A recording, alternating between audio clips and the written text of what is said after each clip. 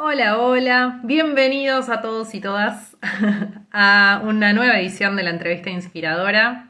Súper contenta como siempre de estar acá. Para los que están escuchando en vivo esta entrevista o viendo la entrevista en vivo, bueno, es lunes y un poco el espíritu de este espacio desde que nació en marzo de 2019 justamente era empezar la semana conectándonos con ideas diferentes o con ideas que nos eleven, nos acompañen a vernos desde otro lado. Y a abrir mundos, ¿no? Abrir mundos a través de personas expertas en lo suyo, inspiradoras, a través de su propia historia y a través de lo que hacen y lo que ponen en ejercicio. Y a través de diversas temáticas, ¿no? Y de hecho, bueno, mi entrevistada del día de hoy es experta en un tema que yo considero, no solamente porque lo escucho mucho en los espacios que facilito en las conversaciones en mi círculo cercano y con colegas, amigos, familia y gente querida, siempre aparece el tema, sino también porque lo he vivido también en carne propia y cada tanto vuelve también.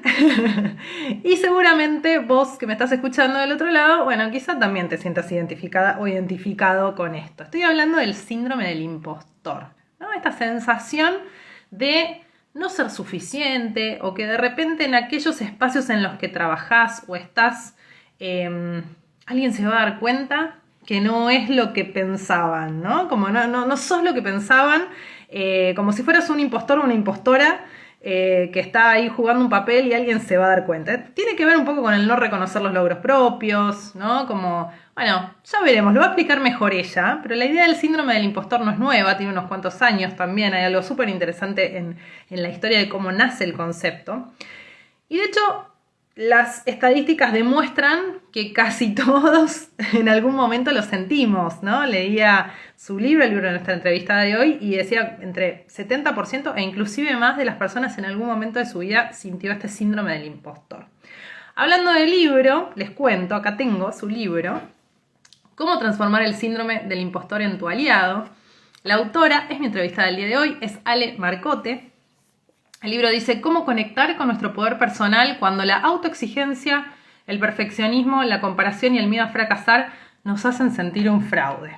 Tremendo, está editado por Hojas del Sur, librazo, lo consiguen en todas las librerías en versión digital, ahora nos va a contar, lo sacó hace poquito, lo estuve leyendo, está todo marcado, de ahí maravilloso, realmente no tiene desperdicio, tiene un montón de ejercicios para hacer, pero bueno, hoy me dio el lujo de hablar con ella, ya la veo que está ahí.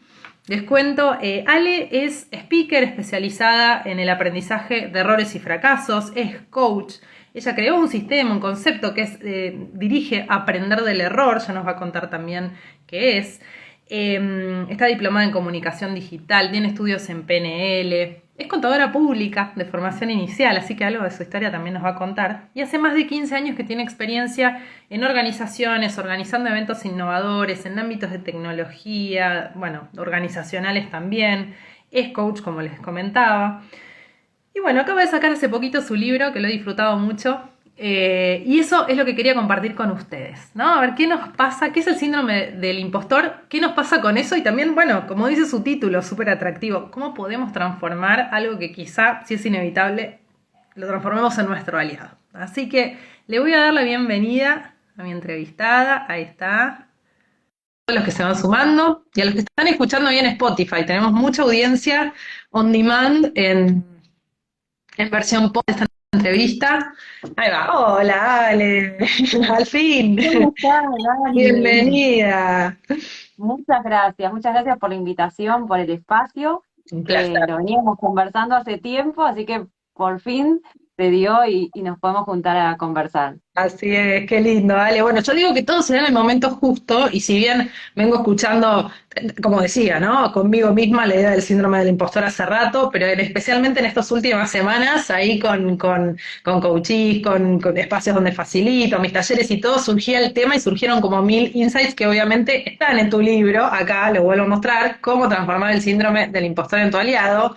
Maravilloso el libro, Ale, felicitaciones. Me alegro que te haya gustado. Y además, te digo, me encanta cuando lo veo así todo Ah, ¿viste? marcado, Sí, sí. todo Oh. marcado. Como para eso, para mí, para eso son los libros, para trabajarlos y para subrayarlos y ponerle post-it y trabajarlos, ¿no? Esa es la idea de, por lo menos que tuve cuando hice el libro, que sea como un cuadernillo, como esta idea de voy haciendo un taller y voy anotando y voy haciendo ejercicios y que no sea nada más leer y lo pongo en la biblioteca de adorno, sino que sea como una compañía. No, y yo creo que tu libro, por la temática, la infinidad de recursos que tiene, digo, porque hay una bibliografía extensísima también en la que te basás, además de tu propia experiencia, un montón de testimonios, digo, bueno, y actividades que propone. Digo, es un libro de esos de la biblioteca que cada vez que lo necesitamos lo podés sacar, abrir en cualquier página, algo te va a decir y que está bueno tener a mano, porque este síndrome medio que me parece que vuelve a resurgir a veces, ¿no? Como, no sé, yo antes de meterme ahí, quiero que nos cuentes vos con tu definición, con, bueno, como adentrarnos acá en el mundo de este famoso síndrome del impostor, a ver si entendemos qué es, ¿vale? Bueno, algo vos anticipaste y lo hiciste genial, pero tiene que ver, yo simplemente es esto de la idea de que nos sentimos un fraude, de que no estamos a la altura, de que las demás personas nos ven algo en nosotros y nosotros decimos, lo estamos engañando a esa persona que confía en mí, no sé, que me contrata. Yo digo, ¿estás hablando de mí? ¿Estás segura que estás hablando de mí? Entonces es esa como esa sensación tan íntima de estar engañando a las otras personas. Y además lo que suele aparecer, digo, además de esto, es este miedo a ser descubierta o miedo a ser descubierto, que en algún momento se van a dar cuenta. Y cuando probablemente, cuando yo me equivoque, cuando yo falle, cuando fracase, lo voy a poner entre comillas, ¿no? Pero por eso tiene este vínculo con el miedo a equivocarse. Como que en algún momento cuando yo, digo, pise el palito, le pifie, como le querramos llamar, y con la dimensión que eso tenga para cada uno, bueno, ahí se va a confirmar esta idea que yo tenía de que era un fraude y de que no servía para esto, ¿no? Entonces, si lo podía definir sencillamente, tiene que ver con eso. Después, claro, que cuando uno lo empieza a, digo, a hilvanar un poquito más finito, se da cuenta de que tiene que ver con esto de atribuir los méritos a la suerte, a las coincidencias, a factores externos. Empieza a ver ahí como varios factores que nos dan indicios de qué es lo que nos está pasando. Pero creo que el primer despertador es este, ¿no? Esto de me siento un fraude, me siento a la altura y quizás de que, bueno, esto fue suerte, justo me convocaron porque se alinearon los planetas, porque pasaron un montón de cosas, menos que nosotros hicimos algo para que eso suceda, ¿no? Eso es lo más interesante cuando uno lo empieza a analizar. Es increíble porque vos vas trayendo frases, ¿no? Y creo, por lo menos yo me siento identificada con todas en distintos momentos, ¿no? Y eso por un lado. Y por el otro, no estamos, los comunes mortales no estamos solos ni solas en esto, porque leía en tu libro y lo leía bueno, también lo escuchaba en tu podcast y en otros espacios donde has hablado en tele, en otras entrevistas. Digo, que estamos en compañía de, por ejemplo, Albert Einstein, que también sentía el síndrome del impostor, Meryl Streep, Maya Angelou, la poeta norteamericana, y un montón de famosos brillantes más que han dejado huella por ser brillantes en lo que han hecho en la historia de la humanidad, y ellos también tenían síndrome del impostor. Esto es algo medio humano.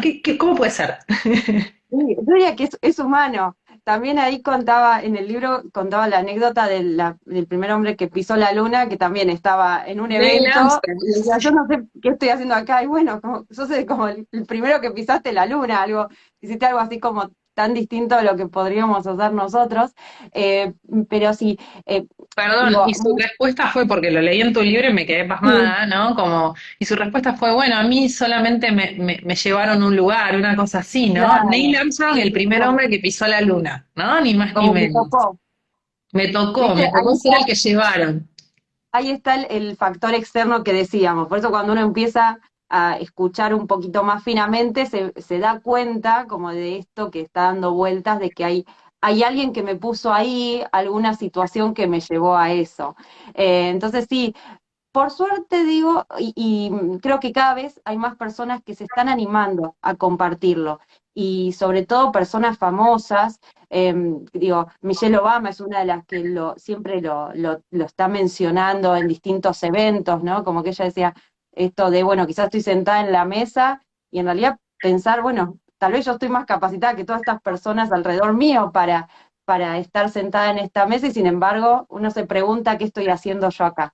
Entonces, creo que es buenísimo cuando personas referentes se animan a compartirlo, porque como vos bien decías, digamos, las distintas encuestas, que obviamente dependen del país, del género, del ámbito en donde se hagan, varían, pero ninguna da menos del 70%, como que el 70% de las personas al menos en algún momento de su vida se sintió así. Y lo que vos decías, esto de personas brillantes, Tom Hanks, Meryl Streep, que son reconocidas en todo el mundo, bueno, es como que en la medida en que uno va ascendiendo, tal vez en su camino, va tomando nuevos desafíos, para el resto de las personas es obvio que estás ahí, mirá si te vas a sentir así. Pero es esta idea de que miro y como tomar esa conciencia de todo el camino recorrido, y decís, pero en algún momento como me voy a caer esa sensación de que quizás se den cuenta y me voy a caer de acá de donde estoy. Y yo, como bien vos decías, entrevisté a algunas personas, les pedí el testimonio, CEOs, y la mayoría lo reconoce, que le pasó. Incluso como cuando sigue subiendo un escalón más, mira alrededor y dice, ¿qué estoy haciendo acá? ¿No? Es como este nuevo desafío, ¿qué estoy haciendo acá? La verdad es que es muy común y mucho más común de lo que esperamos. Interesante. Y por todo lo que traes, aún en puestos altos, ¿no? En lugares de referencia y hasta, bueno, en personas que tienen reconocimiento internacional en lo suyo, también lo sienten. Es como, parecería como que nadie está exento y no es una cuestión de mérito, logro, el sentir o no sentir este síndrome del impostor. Entonces la pregunta, Ale, es, bueno, ¿cómo sé si lo padezco y a la vez hay características comunes que se pueden encontrar a la hora de hablar de si tengo o no este síndrome del impostor? Sí, lo primero es esto que veníamos conversando, ¿no? Pensar, Ujú. sí, yo me siento un fraude, si cada vez que digo por qué es que logré algo, se lo estoy atribuyendo a un factor externo, si me da miedo a que me descubran en algún momento. Em, Quizás después, cuando uno empieza a profundizar, algo que sucede es que de repente procrastinamos, ¿no? Esta palabra que ahora se puso muy de moda, que puede tener distintos motivos, pero uno puede ser el síndrome del impostor, ¿no? Porque quizás como yo creo que no voy a entregar esto tan perfecto como debería, entonces lo voy pateando hacia adelante. O de repente, no sé, que puede ser una propuesta para un cliente, un informe, lo que sea. A veces lo pateo hacia adelante, a veces directamente me paralizo y no hago nada. O sea, no contesto, no entrego esa propuesta que tengo que entregar. O quizás me esfuerzo muchísimo. Esos son los tres efectos que podemos encontrar. Me esfuerzo, me sobreesfuerzo, lo que podríamos decir, me sobreesfuerzo. Y algo que me podría llevar, no sé, un día de trabajo, estoy 3 días trabajando sobre esto, eso digo, como, viste, no duermo, me levanto temprano, me esfuerzo un montón. Y creo que lo más interesante de este caso es que muchas veces escuchamos esto de, ¿sabes qué? Esto no está bueno, me va a ir mal. ¿Quién no lo ha vivido quizás en la facultad, ¿no? De repente los que hemos sido muy, muy exigentes con nosotros mismos, esto me va a ir mal, y después te va súper bien, ¿no? O el informe que entregaste te felicita, ¿no? Te sacaste un 10, te sacaste un 9. Y vos decís, pero ¿cómo puede ser si para mí esto era un desastre? Bueno, el tema es que justamente como tenemos eso de esforzarnos muchísimo y una expectativa de nosotros muy, muy alta, entonces para nosotros nunca está bien hecho. Pero para el resto de las personas, o para la expectativa que podían tener otros, está fantástico, ¿no? Entonces, esto también podemos, digamos, nos puede llevar a pensar de que anda por ahí el síndrome del impostor. Me esfuerzo un montonazo y de repente me felicitan y yo nunca estoy conforme, ¿no? O sea, nunca estoy conforme con lo que estoy haciendo. Después, si querés, podemos entrar en las creencias, ¿no? Porque hay varias creencias que hay detrás que hacen que justamente tengamos muy altas expectativas. Que sostienen, tal cual, tal cual. Yo notaba, ¿no? Marcaba tu libro como algunas características comunes y tienen que ver con lo que acabas de decir, ¿no? Solo por tirar como palabras clave. Autoexigencia, perfeccionismo, alto rendimiento. Parecería también que cuanto mayor exigencia todavía, mayor, como aumenta proporcionalmente la posibilidad de padecer este síndrome del impostor o de no creérmela que es suficiente. Y tenía marcada una frase también, ¿no? Los buenos resultados, cuando está el síndrome del impostor, tienen que ver más con la suerte que con las habilidades propias y el conocimiento, ¿no? El factor suerte, ¿no? Sí, es lo que creemos, digo, no es que lo sea, Claro, eso es sobre todo total, lo que hay que total, estar, total. viste, todo el tiempo trayendo. que la pregunta es, o sea, yo siempre cuando los invito a trabajar sobre esto es, bueno, pero más allá de la suerte y de todos estos factores, mira, ¿qué hay de vos? O sea, mira, no puede ser que no haya nada de vos en cada uno de estos logros, ¿no? Si mirás en tu historia, mirás para atrás, cada uno de estos puntos en donde vos decís, fue suerte, me conocían, viste, todas estas, todas las excusas que tenemos para no hacernos cargo, bueno, entonces, en cada una de esas, ¿qué es lo que vos hiciste? Porque eso es uno de los trabajos que podemos empezar a hacer, ¿no? Reconocer, porque si no el factor suerte o el factor X factor externo, es el que termina haciendo que nosotros no podamos hacernos cargo, no nos hacemos cargo.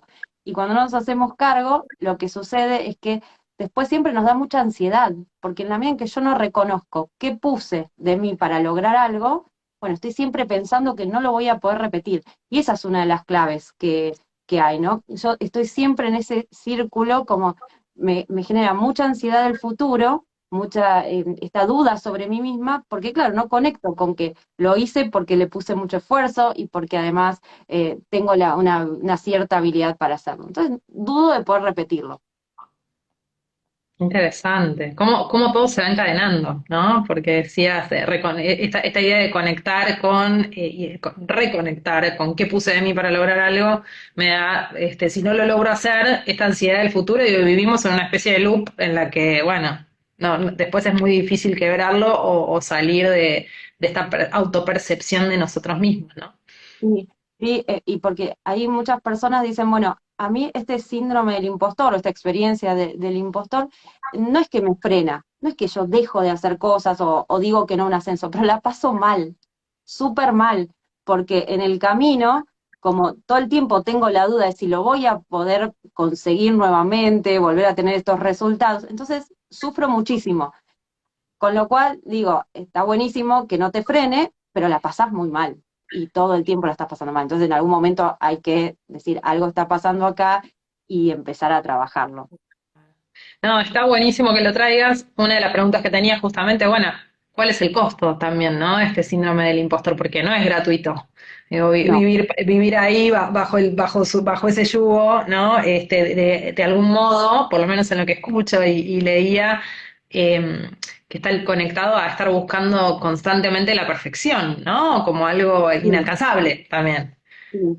Sí, el costo, digo, te comentaba este costo emocional de estar todo el tiempo en este círculo de ansiedad, con mucho miedo. Hay personas que están muy motivadas por casi como más por el miedo a fracasar, por evitar fallar, digamos, que por alcanzar un éxito o alcanzar una nota o digamos, o que esté muy bien lo que hicimos, ¿no? O sea, hago todo con tal de evitar fallar. Esto es algo que puede pasar. Ahora, como bien vos decías, por detrás está la creencia de que tengo que hacer todo perfecto.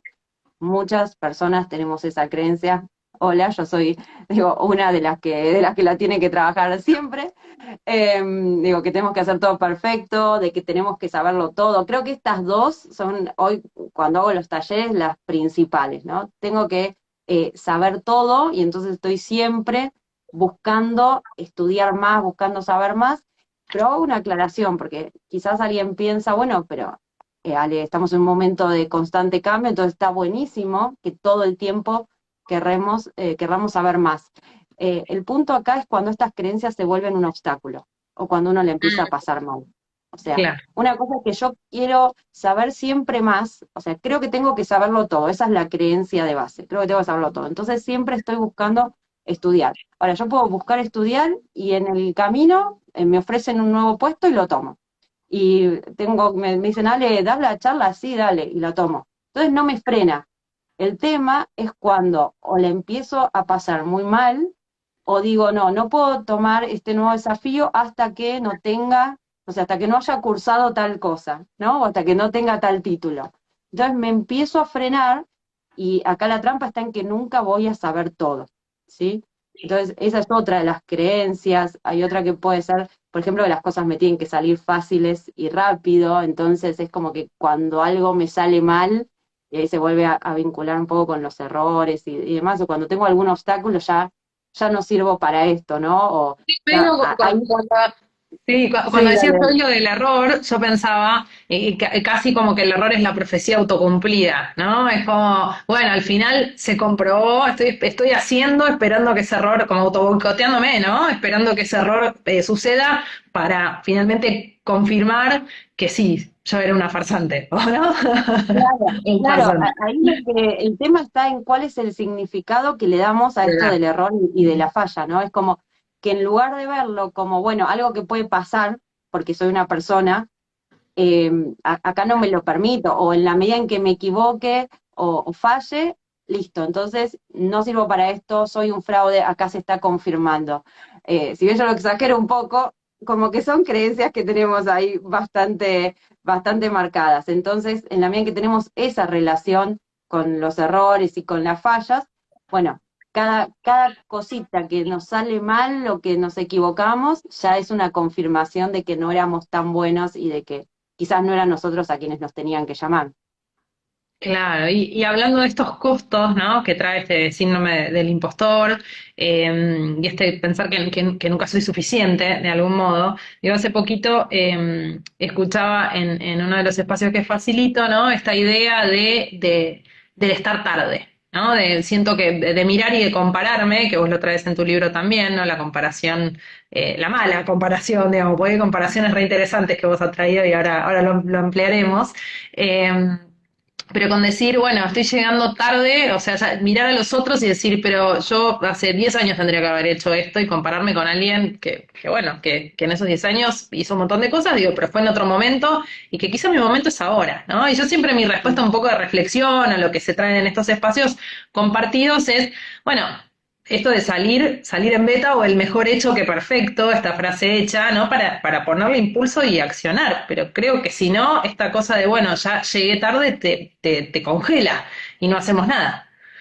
Sí, sí, bueno, y además, digamos, este tema de las redes, de estar tan expuestos a ciertos ejemplos, viste que uno ve como quizás Sí. empresarios y digo empresarios porque quizás en el mundo de la tecnología, como que, no sé, tenés a Facebook, ¿no? Apple, y tenés como todos esos modelos en donde además pareciera que personas súper jóvenes arrancaron y les fue bien, e hicieron mega empresas, y pareciera que esos son como los únicos modelos posibles, y entonces uno se compara y dice, espera, tengo 30 años, ya estoy tarde, tengo 40 años, ya estoy tarde.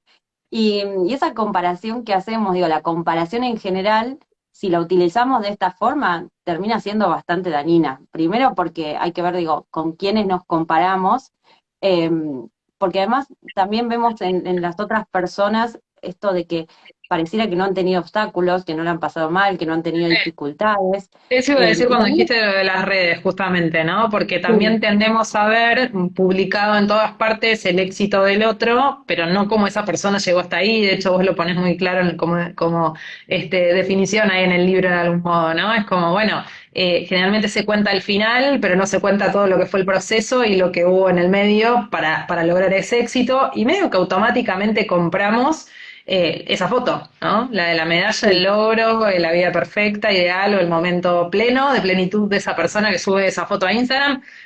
Además que no sabemos qué hay atrás, si realmente están así, tampoco sabemos el camino recorrido. Tal cual, tal cual. Y digamos, algo que están comentando Ujú. en el chat es esto de la edad, ¿no? Pareciera que hay una determinada edad, esto que hoy se habla del edadismo, ¿no? Empezás o como más 40 más 50 y pareciera que ya el mundo se termina. Bueno, estás hoy en la mitad de la vida y con un montón de cosas por delante, por eso decía como también tener cuidado, pareciera que estamos restringiendo nuestros modelos a un mundo muy chiquitito, hay personas que crean sus negocios mucho más adelante en la vida y les va bien. Y después de todo, hay que ver también, bueno, qué recorrí yo, cuál es mi momento para hacer esto. Entonces, esta mirada siempre en el afuera que tenemos, como cómo tomamos las opiniones de los demás, cómo nos comparamos, como que lo que hizo la otra persona está todo bien y bueno, y nosotros no tenemos mucho para aportar. Yo siempre cuento, no sé si está en el libro, creo que no, pero un momento que tuve yo de que también cuando estaba estudiando coaching y venía yo de trabajar como contadora, y yo decía, pero ¿quién va a querer? Lo traigo esto porque para mí era súper angustiante. Era como, ¿quién va a querer trabajar conmigo? ¿Quién me va a querer contratar? Además, yo en ese momento, mira, tenía 32, ahora tengo 43. Tenía 32, yo decía, yo estoy grande para cambiar, ¿no? Viste como uno en distintos momentos se siente grande. Después ahora digo, ay, tenía un montón de años menos. Pero bueno, yo decía, ¿quién va a querer hacer algo conmigo? ¿Quién va a querer contratar? Porque para eso contratás a alguien que trabajó como coach desde que, no sé, desde que era más joven y yo, no yo que estoy haciendo otra cosa. Y entonces yo siempre me comparaba desde ese lugar, con las personas que habían tenido el recorrido que yo creía que tenía que haber tenido para. Y un día me encontré con una persona que yo no sabía, que trabajaba, bueno, en PNL y que era psicólogo y demás. Nada, yo andaba en roles. Y un día conversando, o sea, nada que ver, un domingo al mediodía conversando, y yo, imagínate, contando esto, así que lo que creo que me estaba angustiando. Y, y esta persona me dice, pero ¿por qué lo ves así?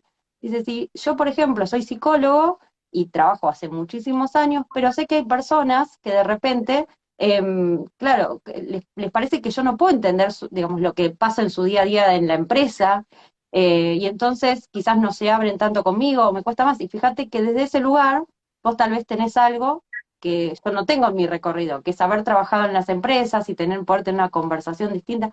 Y de repente esa persona me ayudó, pero en ese momento, y yo lo he visto como algo muy significativo, como decir, para, sí tengo una oportunidad y tengo cosas que no había visto. O sea, tengo algo en mi recorrido, en mi caja de herramientas, que me puede servir para el futuro. Porque yo decía todo lo que no tenía. O sea, no tengo la experiencia, no tengo esto, no tengo lo otro. Y de repente lo que hizo esta persona es poner un espejo y decir, pero espera, vos sí tenés algo que podés llevar digamos, a tu futuro, a trabajar como coach y podés llevar lo que traes del mundo de las empresas como contadora, ¿no?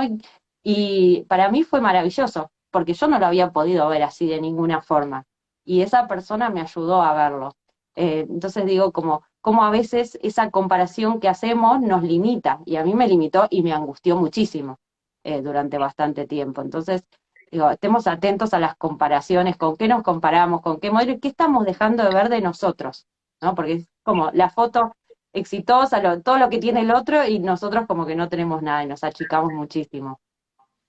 Y en esa línea, Ale, vos traes esto, ¿no? Que me parece súper interesante de tu posibilidad frente a esa creencia, como de ver algo que no habías visto, ¿no? Y te lo ayudó a ver un tercero, en un Sí, contexto nada que ver, andando en rollers, no sé qué, historia, decir, bueno, hasta inclusive como en el que menos quizá lo esperaba, ¿viste? ¿No? De sí, repente, no sé.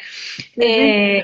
Digo, en esa línea, el compartir con otros puede ayudarnos cuando nos sentimos atascados o atascadas en no poder reconocer nuestro valor.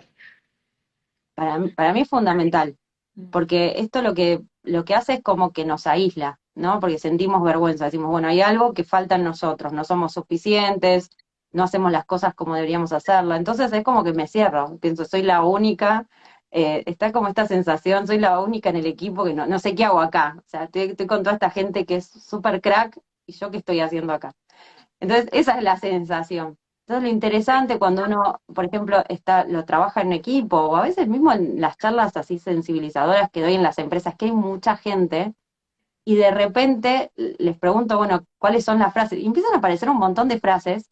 La gente como que se queda, porque ahí en ese mismo grupo de gente hay personas que son los jefes, que pueden ser directores, y de repente, o sea, traen las frases que se dicen, y es como, esa persona piensa lo mismo que yo, y entonces para mí es como muy liberador, como que ese peso que uno tiene de sentirse tan solo en esta situación, de sentirse avergonzado, ya cambia. Y entonces es como que digo, bueno, no es que yo soy así, no es que soy poco suficiente o que soy un fraude, sino que es una voz en mi cabeza que tiene que ver con ciertas creencias, pero empiezo como a separarla, ¿no? O sea, no soy yo, es una voz en mi casa que tiene que ver con mis creencias y que quizás cuando empiezo a trabajar mis creencias le puedo bajar el volumen, ¿no? Pero es como que uno empieza a sacarla de eso, que yo lo veo siempre como algo que te aplasta, como que estás así, estás como cada vez te vas volviendo chiquitito y vas desapareciendo de la reunión porque no sentís que no sabes qué haces ahí.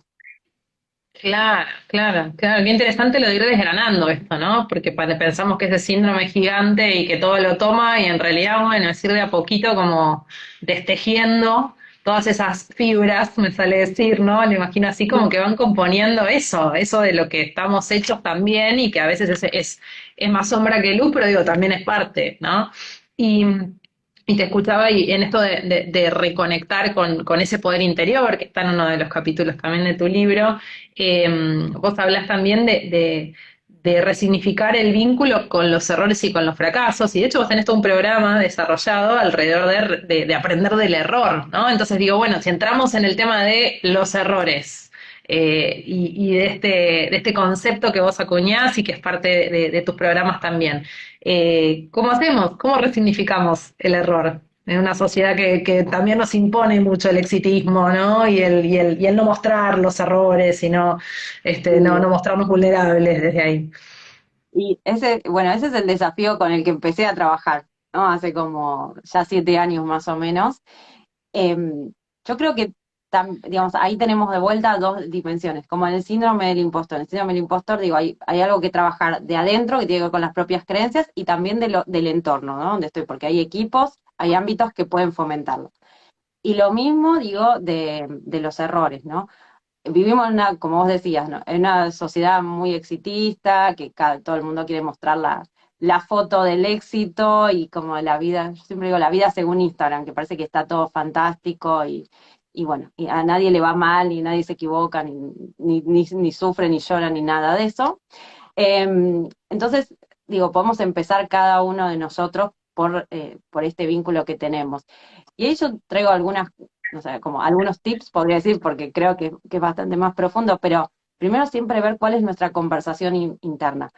Cuando nos equivocamos, qué es lo que nos decimos, qué etiquetas nos ponemos, qué nos decimos a nosotros mismos, para mí es lo principal, porque si cada vez que vos te etiquetás, te estás diciendo, perdón, cada vez que te equivocás, te estás etiquetando como soy un desastre, soy un fracaso, soy una fracasada, o sea, algo así tan duro es algo que nos decimos muchas veces. Muchas personas se dicen esto. Entonces, esa conversación interna que tenemos, cada vez que nos equivocamos, lo único que hace también es dejarnos sin posibilidades, porque yo soy un desastre, no sirvo para esto, como te decía, muy vinculado con el síndrome del impostor, listo, dejo acá porque me fue mal esta vez o me fue mal 2 veces y ya no sirvo.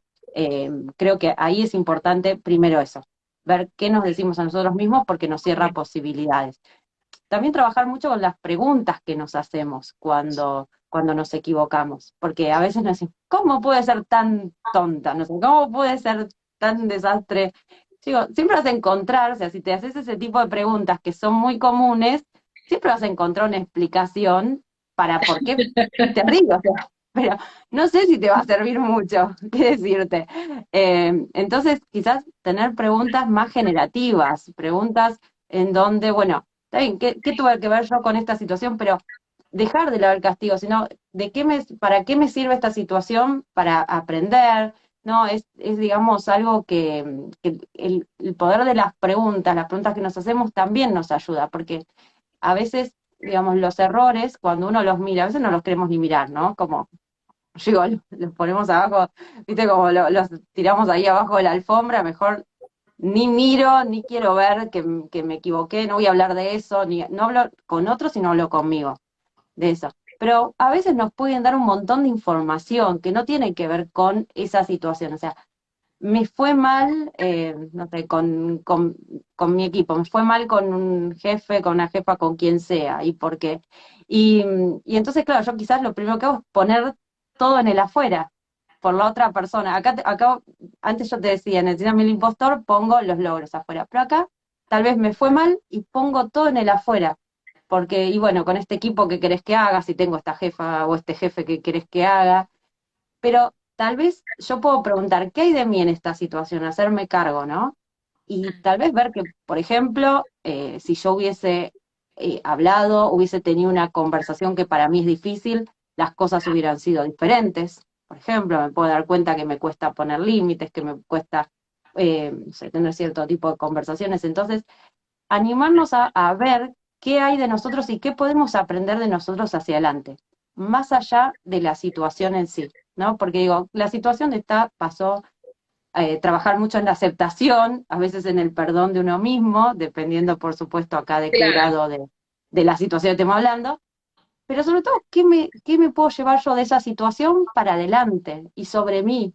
Y entonces ese es el mismo espíritu que hay en el libro, ¿no? Como esto me está mostrando algo sobre mí, que tal vez, no sé, no me animo a tener ciertas conversaciones, no me animo a poner límites, no sé, digo, lo que traiga esa situación para vos. Creo que hay bastante para trabajar, pero mucho tiene que ver con esta conversación interna que tenemos, con lo que nos decimos, y ojalá, yo siempre digo, ojalá podamos cada vez más compartir, ¿no? Estas situaciones y que no queden nada más en mi conversación interna. Pues yo también puedo hacer algo. Digo, cuando estoy en un equipo, tal vez darle el lugar a otra persona, a alguien que se equivocó, en vez de etiquetarla también, ¿no? Y en vez de juzgarla, tal vez darle un espacio para escuchar a ver qué le pasó, cómo podemos arreglar algo, eh, ¿viste? Porque siempre pareciera que todo, o sea, que el error no sea resignificado, digo, pareciera que es culpa de la cultura. O sea, o todo está en la cultura, pero cada uno de nosotros puede hacer algo, en su lugar, en su familia, en su equipo. ¿Qué puedo hacer yo para que este lugar sea más seguro para que compartamos este tema, por ejemplo? Qué lindo, qué lindo. Sí, voy recalculando en mil cosas mientras te escucho. Y también en la importancia, ¿no? De esto de compartirnos, ¿no? Porque en ese valor de compartirnos y sincerarnos también con lo que nos pasa y con cómo vemos las cosas, ¿no? Porque quizá hoy te estás viendo como un fracasado o fracasada, horrible esa palabra, fuertísima y extrema, pero a veces sí, nos lo Sí, decimos. Y alguien de afuera te está viendo como súper exitoso, como el modelo a seguir, y bueno, y lo que quizá te pasa a vos que no te lo crees, ¿no? Y en esas creencias de los otros, va, y las propias también, yo me notaba varias que estaban en tu libro, digo, que también hay algunas casi culturales y muy también de nuestra propia cultura, acá en Argentina por lo menos, ¿no? Heredadas. Eh, y entre ellas tiene que ver con esta idea de pensar que ese éxito o ser competente, decís vos, ¿no? Tiene que ver con que tiene que costar, ¿no? Tiene que ser sacrificado para valer, ¿no? Esta cultura del trabajo, cultura del sacrificio también que a veces tenemos y es medio que para algunos, ¿no? Y creo que para muchos, bueno, si no cuesta entonces no vale. Como si sí. ser competente tuviera que salirte fácil, ¿no? Sí. Vos sabés que esa fue la última que escribí. O sea, eran, hay 7 años. Estaban todas las otras escritas y el libro ya estaba casi por cerrarse. Y entonces yo estaba dando vueltas porque, digamos, de todos los talleres, viste, como yo voy, viste, como anotando y frases y decía, acá hay algo más. Y porque había frases que resonaban, que era como, cuando yo pregunto a veces qué es ser competente, qué es ser profesional, y era dar el 150%. Siempre, es como que había muchas que hacían esa referencia.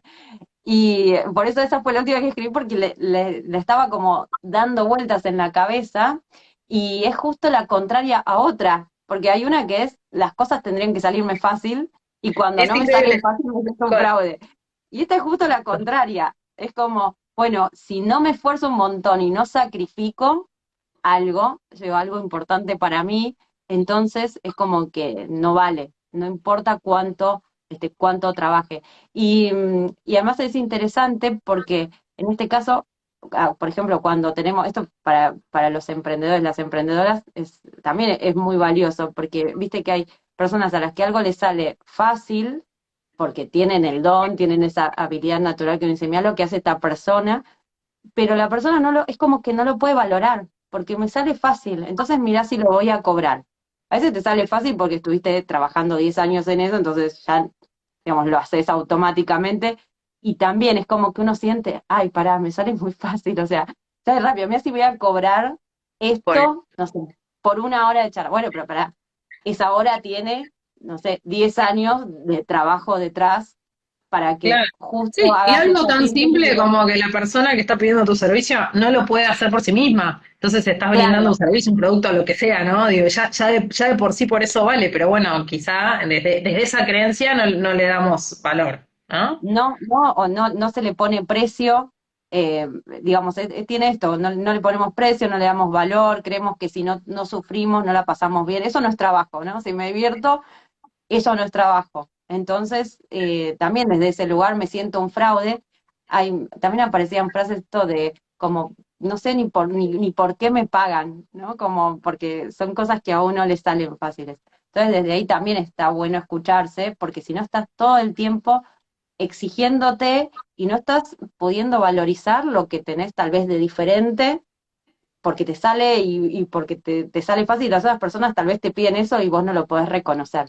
Y eso es bastante común. Y como bien vos dijiste, creo que es heredado de nuestro. Ahí lo que puse que creo particularmente que tiene que ver mucho con esta de la inmigración, o sea, muchos venimos de inmigrantes y de ganarse el pan con el sudor de tu frente, ¿no? Y además todo esto también con un bagaje bastante religioso, ¿no? El sacrificio, Claro, entrego algo lo leí valioso. en tu libro, el sacrificio como consagración, ¿no? Claro, sí, sí, esto lo saqué también de unos textos que hablaban del sacrificio desde el punto de vista religioso, que tiene que ver con esto, como esta consagración y entrego algo que es súper valioso. Entonces, quito, creo que ahí la pregunta es, bueno, qué es eso que estoy entregando? Porque a veces tiene que ver con el tiempo de mi familia, con mi propio cuidado de la salud y por qué y para qué, ¿no? O sea, como salir del automático, de estar todo el tiempo en ese modo sacrificio, porque si no me siento mal y no vale. Tal cual, tal cual. No, lo interesante de esta frase que me pegó fuerte por sentirme identificada fue otra con la que a veces también me siento identificada y también lo escucho mucho en espacios que facilito, que es justo la apuesta. Vos decías, ¿no? Esto, bueno, ser competente en algo y ser buena en algo, bueno, tiene que salir fácil y tiene que fluir. Y yo muchas veces digo, pero, no sé, hablando con ciertas personas de, por ejemplo, exponerse. ¿No? Exponerse a una charla o salir a contar lo que sabés. Bueno, pero a fulano le sale fácil, ¿no? En realidad, ¿qué sabes si le sale fácil? No sé, no necesariamente que vos creas que sale fácil es sinónimo de, bueno, tengo que esperar a sentir que no me cuesta nada para salir a hacerlo, ¿no? Y ahí vuelvo a la frase anterior, es así, es un poco bueno, el accionar y el mejor hecho que perfecto y el animarse a hacer antes de estar esperando, ¿no? Esa liviandad que quizá nunca llegue y que quizás a esas personas que ves y las ves livianas no necesariamente lo viven así.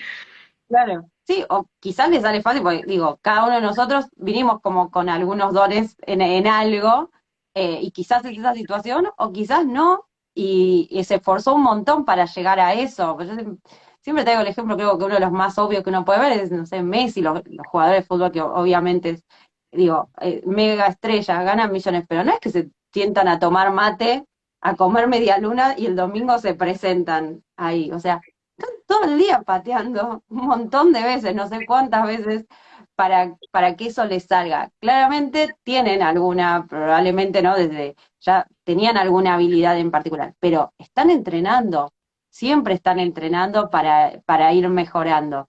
Y además también digo, ahí lo que hay detrás también es como que valoramos poco el esfuerzo en esa creencia.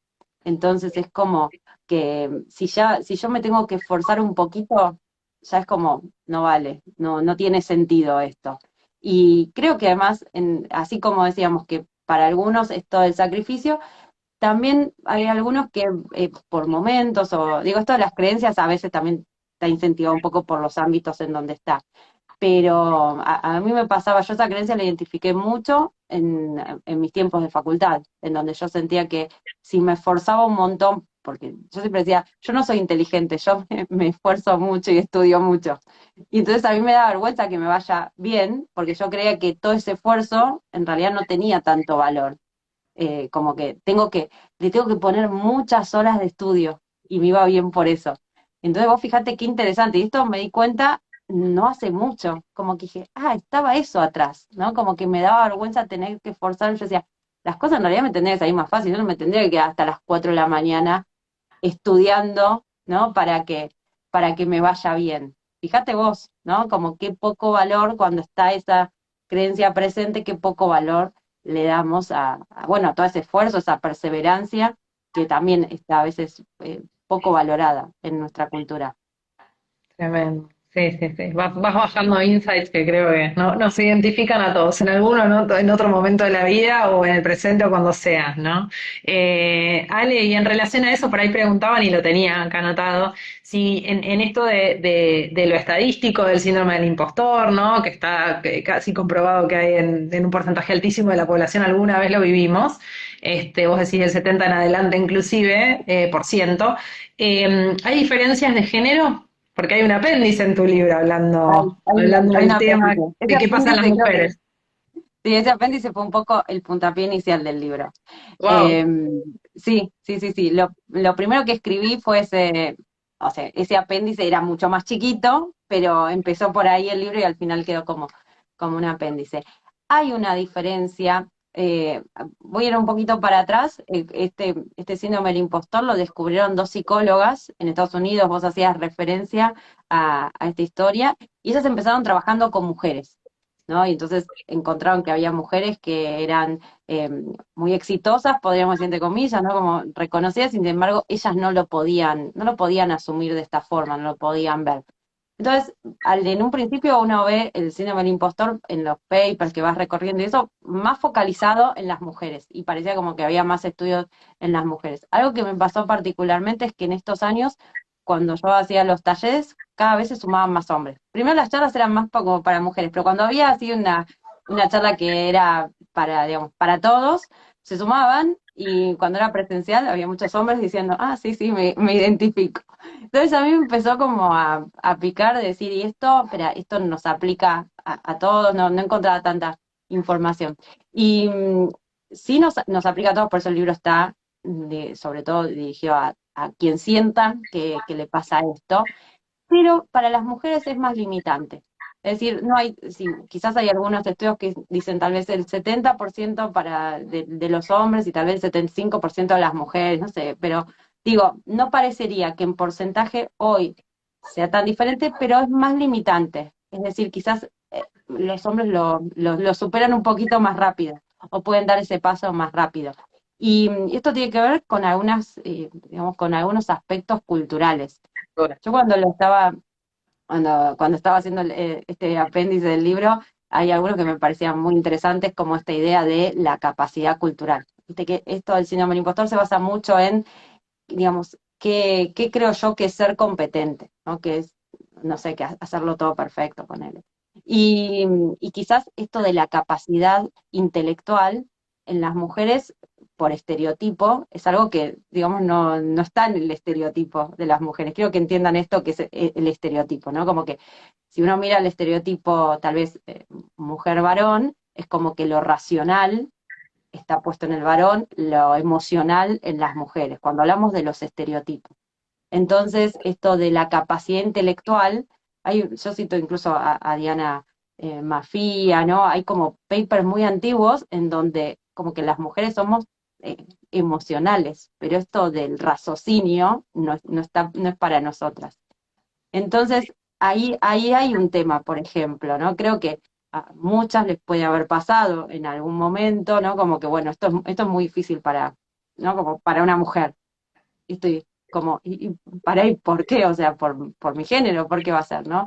Por eso hoy, digamos, puede verse, digamos, ese tema creo que sigue influyendo en todo lo que es tecnología, ciencia, matemática, ¿no? Esta idea de que las mujeres no tienen la suficiente capacidad intelectual y demás. Cosa que, por supuesto, estoy hablando que es por estereotipo, ¿no? Pero termina siendo una limitante.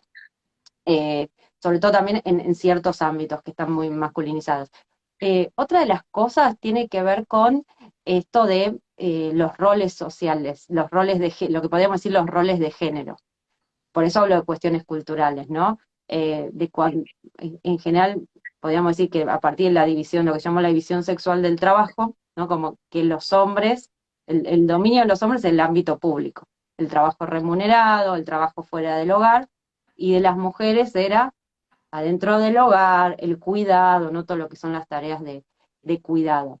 Entonces, eso es como podríamos decir, el deber ser que históricamente se nos ha asignado. Entonces, salir de ese rol, ir hacia otro ámbito, ¿no? Ir al ámbito, a una compañía, estar en un lugar de decisión, estar en ámbitos para los cuales no se suponía que teníamos que estar.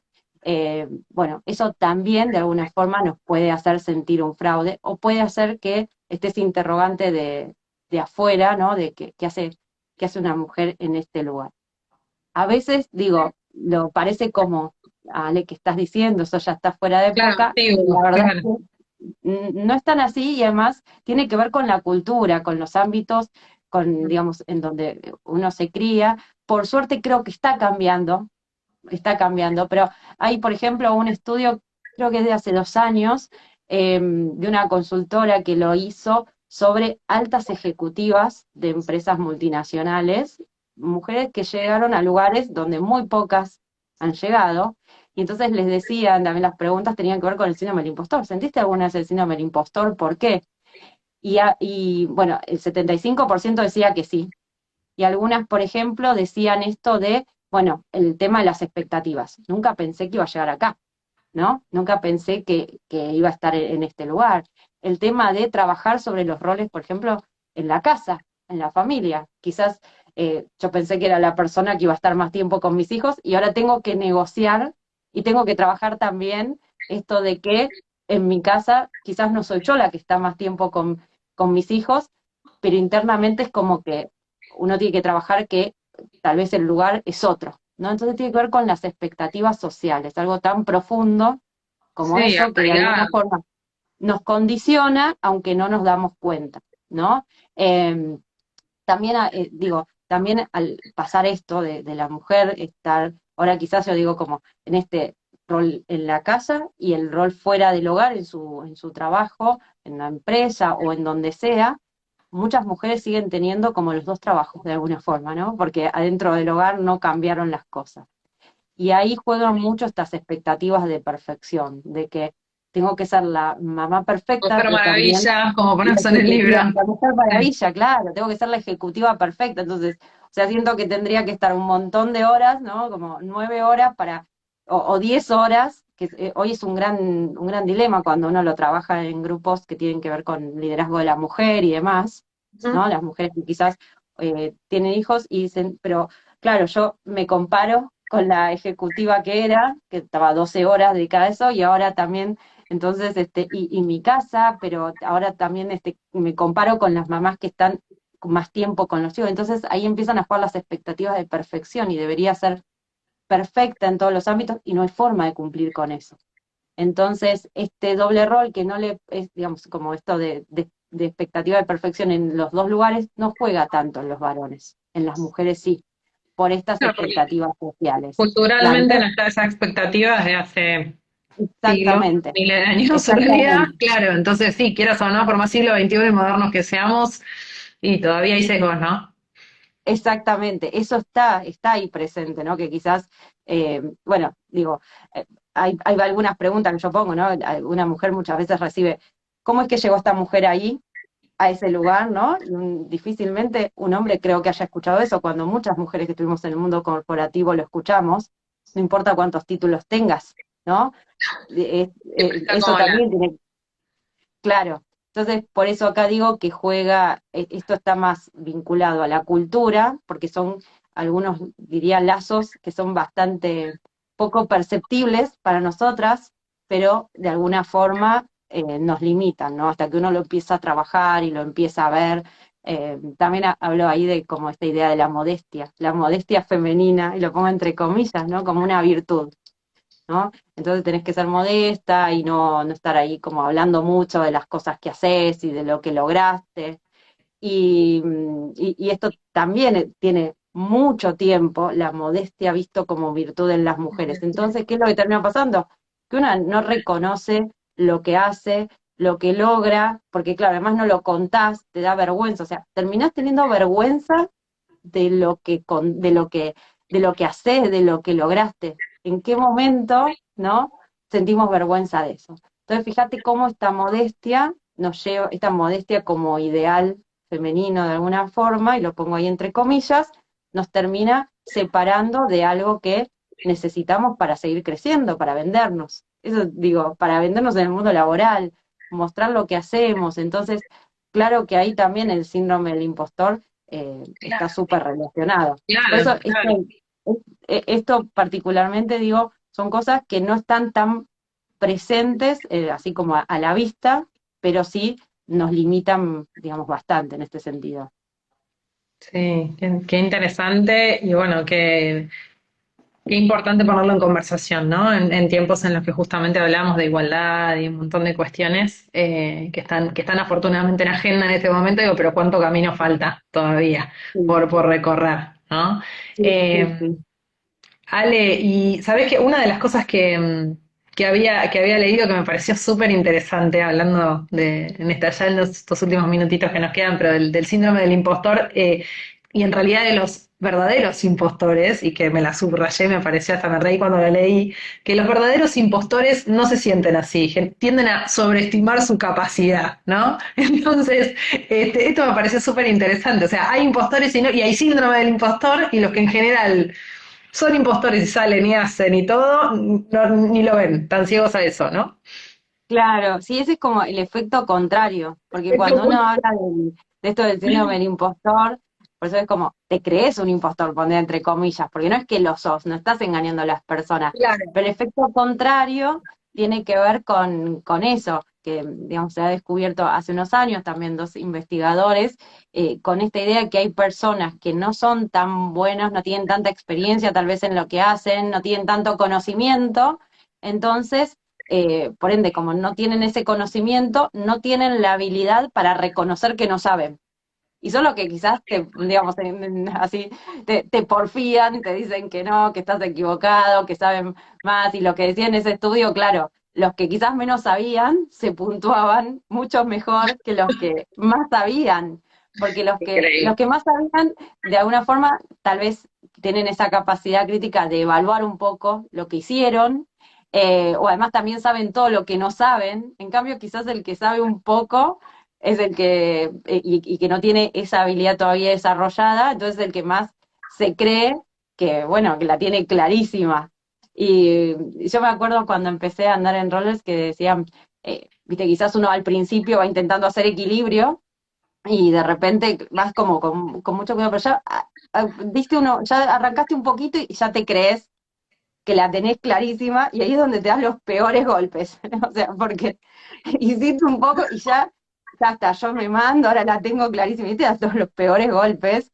Y eso me lo decían y yo me acordaba, digo, es como parecido a esto, porque uno sabe un poquito y ya está, ya, pero no sabe todo lo que no sabe todavía y que todavía no tiene la habilidad para darse cuenta.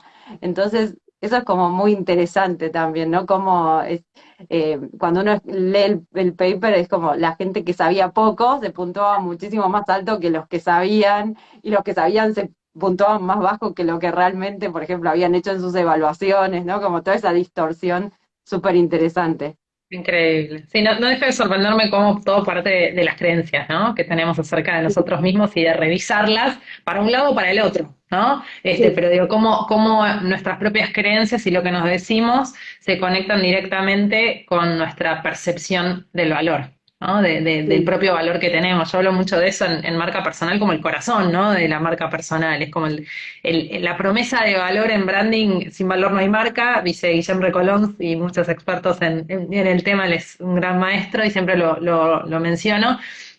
Pero en el caso de la marca personal, cuando llevamos esa promesa de valor, si vos no podés reconocer cuál es ese valor que aportás, y bueno, va a ser muy difícil que aunque venga alguien de afuera a decírtelo, puedas salir al mundo en expansión en tu potencial, ¿no? O en lo mejor que tengas para dar hoy.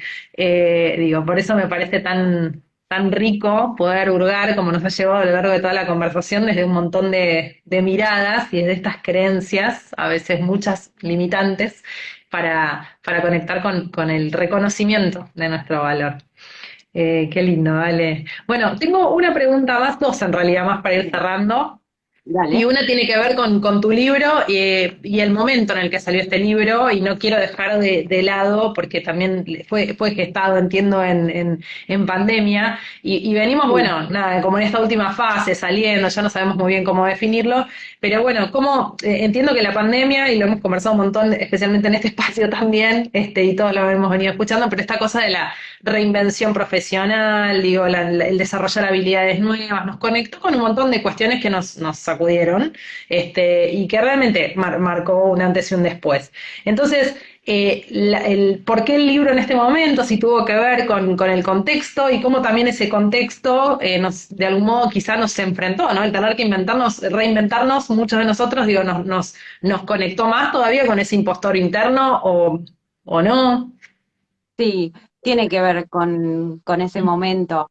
Yo o sea, este tema lo venía trabajando más que nada en empresas. Bueno, hace un montón Y había hace un grabado el montón, claro. podcast como hace 4 años, pero más que nada yo venía trabajando en empresas.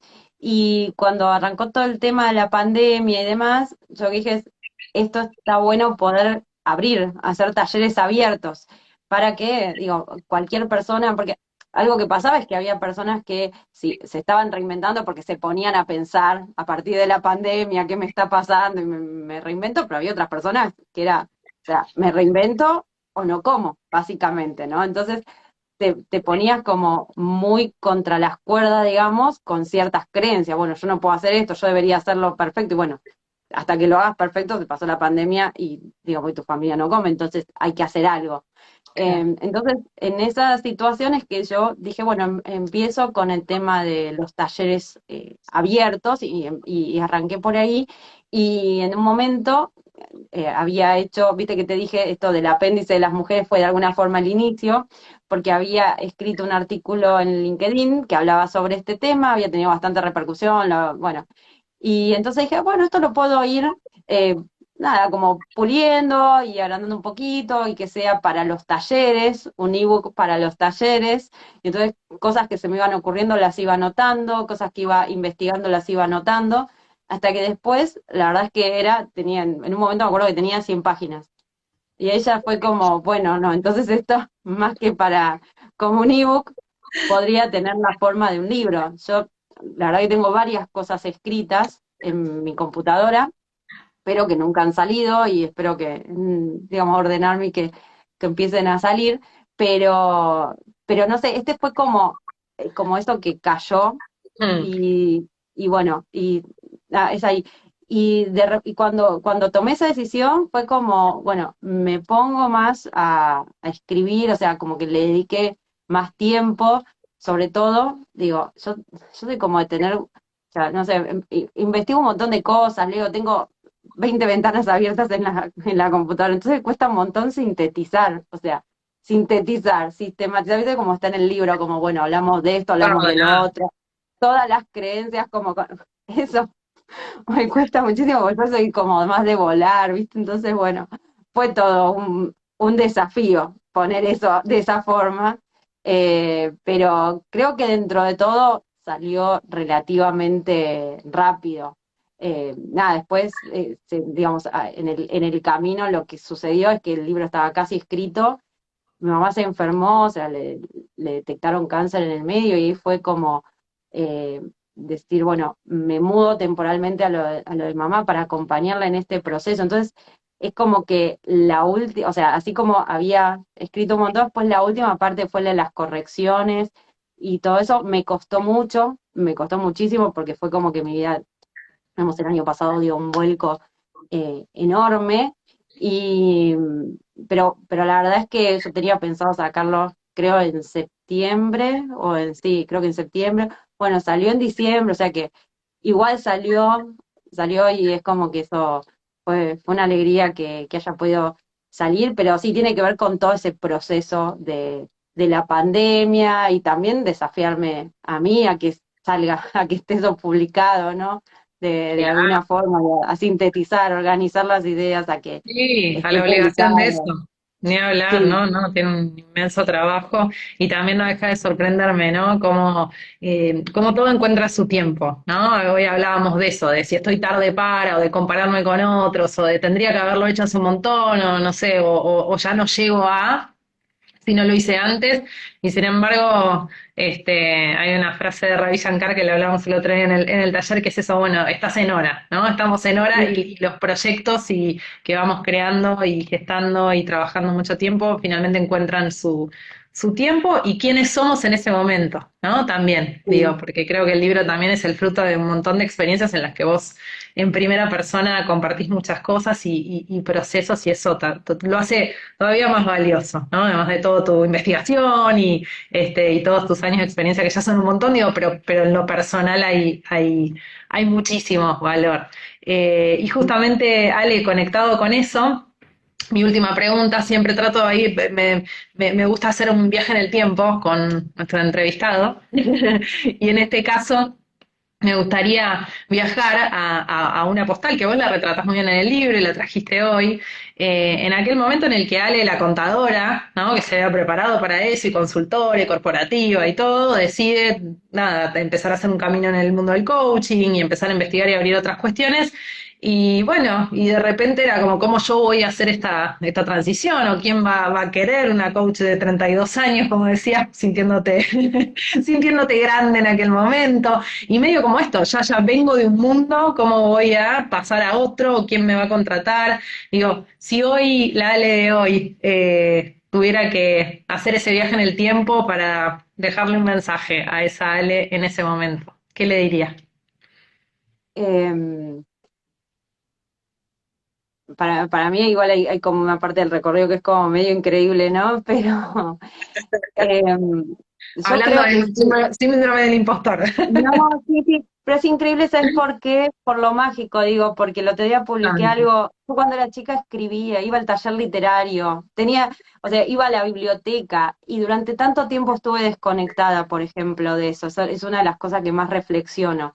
Durante tantos años estuve tan desconectada, entonces es como muy mágico que termine escribiendo cuando era algo que a mí de chica me encantaba y que lo perdí en el camino, ¿no? Como que se perdió. Entonces, eso es mira, yo tengo un recuerdo que era y perdón, espero no nos vayamos de tiempo, Bien. pero cuando yo era chiquita, en mi casa se leía mucho, o sea, mucho, y mi mamá a la noche leía, mi papá leía, y entonces, por ejemplo, mi mamá me leía cuentos y yo quería como escribir, pero no sabía escribir. Entonces mi mamá lo que me dijo es, pues era ella sobre todo la que me fomentaba la lectura, es bueno, entonces yo te escribo lo que vos contame el cuento, entonces tenía un cuaderno en donde ella escribía todo el cuento que yo le contaba y yo después lo dibujaba. Y hasta que después en un momento, entonces yo dije, yo quiero empezar a aprender a escribir. Y claro, era todavía chiquita y no, en el jardín no me enseñaba, entonces mi mamá me empezó a enseñar a escribir. Y tuve la mala pata quizás de que yo era muy de lo que dice la seño, se hace, muy del deber ser. Y un Nada. día le conté a la maestra de jardín que estaba aprendiendo a escribir, porque era lo que yo quería, porque yo quería escribir, y me dijo, sos muy chica para eso, todavía no tenés edad. Y ahí fui y le dije a mamá que no, que tenía que ver, y dejé de escribir. Y después, claro, cuando me enseñaron a escribir en la escuela y demás, que a mí me encantaba, después iba al taller literario y todo eso. Entonces yo disfrutaba un montón, me leía todos los libros de la biblioteca del barrio, la de la escuela, todo. Entonces, digo, estoy como en un momento así bastante revisión y de mirar hacia atrás y veía eso, ¿no? Como a veces uno se desconecta de las cosas que le gustan, que le apasionan. Yo terminé, mira, o sea, a mí me iba no me era tan fácil matemática. Yo me terminé, como eso, no me puede ir mal en matemática, entonces yo me terminé esforzando tanto por matemática y me terminó yendo muy bien y fíjate que estudié contadora. Pero a mí me gustaba mucho más lo de escribir, ¿no? Y fíjate vos cómo son las cosas. Dicho esto, que es algo que vengo reflexionando bastante, Y lo eh, leí, lo digo, había leído y hiciste un posteo hermoso del Día del Niño y de la sí, niñez sí. y algo de eso transmitía y fue muy hermoso. Quizás a alguien le resuene porque a veces uno Sí, se desconecta de ciertas cosas tal vez o el deber ser, o por esforzarse por lo que no le sale, y se desconecta de lo que sí le gusta y demás. Pero yo creo que en ese momento es digo, en este momento vos decías de cuando yo estaba estudiando coach y demás, yo creo que de algo es como no te traiciones. Para mí es eso, o sea, no negocies lo que quieras. Para mí eso es como algo fundamental, porque en el camino todo el tiempo uno, sobre todo cuando tiene que hacer un cambio, como que, digo, hay muchas voces de afuera que te dicen que tal vez no, que no tiene sentido, lo que sea, pero yo creo que en el fondo hay algo que uno percibe o siente de que por acá no es, o hay algo que me llama por otro lado, entonces creo que es eso. O sea, para mí es como no te traiciones. Eso creo que uno, después cómo te salgan las cosas si no te traicionás a vos mismo, eh, nada, digamos, es como que uno, bueno, no salió, bueno, te lo puedes perdonar, pero cuando te traicionás a vos, me parece que ahí después es mucho más difícil perdonarse o uno se puede arrepentir. Y eso es algo en lo que, digamos, lo que yo pienso mucho. Y lo diría para ese momento porque la verdad es que hay muchas personas que cuando uno tiene que tomar ciertas decisiones, viste, opinan y les pasará a muchos que están en proceso de cambio, que qué vas a hacer y por qué, y quédate donde estás, que si te va bien y todas esas cosas. Pero después el que tiene que lidiar con las consecuencias es uno. Tal cual. Entonces, eso es Sí. lo que me parece que no hay que olvidarse, porque toda la gente opina sobre la vida de uno, pero después el que tiene que lidiar con lo que pasa finalmente, o con Claro. la frustración, o lo que sea.